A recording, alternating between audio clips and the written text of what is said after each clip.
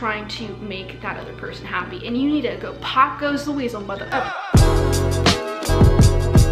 guys, what's up? Happy New Year. Oh my goodness. This whole year, we're gonna be focused on working towards your goals. And I'm gonna be using this as an open forum to really be able to answer your questions. I do have a whole course that really dives deep into goal setting. So if you want a place where you can really workshop your goals, it's a great place to do so. Now your girl is gonna be busy, so these videos are probably gonna be sporadic. I'm working on 3 different projects right now. One of them is related to neuromorphic computing. I'm still working on a course that I'm finishing up with soon-to-be Dr. Rivera. He is about to get his PhD in aerospace engineering. Last but not least, I'm also going to be doing some IT demonstration videos too that relate to Veeam. So I am busy, girl. Oh yeah, I didn't even mention I did move, so that's why my background's different. We often look at the people in our lives, whether they're family or friends, as reliable narrators. We would assume that people would want to see us become the best version of ourselves.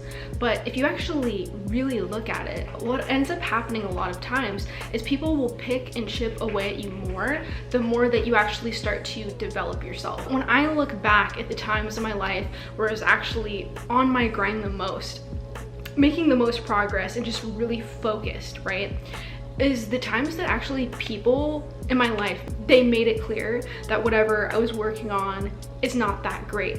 And looking back, it's the craziest thing ever, because I'm telling you guys right now, if you have toxic people in your life, you really need to be aware of this, and you cannot tell them the things that you're working on, because they're gonna find ways to really get in your head. Now, I want to clarify that I don't think there's any problem with you sharing your goals to the public or anything like that. I just basically did it. But what I'm saying is, if you have something that you're really excited about, please avoid sharing it with people that are really gonna put a damper on your ideas. I know it could be tempting, and it could feel that you really want to win over the people who are the most critical in your life, but that is a recipe for disaster, and it's not going to lead to a positive outcome. So I really implore you to not do that. Because this is the thing, if you have people pleaser tendencies, you will people please them to not be the greatest version of yourself. Okay, you're gonna fit into their box because you're trying to make that other person happy, and you need to go pop goes the weasel, mother like you really do. Like, you need to just like pop out like a friggin' jack in the box and just be your authentic self. You have to be aware, just like right off the jump, that when you are working on yourself and you're putting a whole bunch of energy into becoming a different version of yourself, you're gonna have people kicking and screaming. If you have toxic people around you especially, they're gonna go overtime and trying to make sure that you don't feel good about yourself and that you start questioning everything that you're doing. And it's so funny, because you could be at this skill level, right?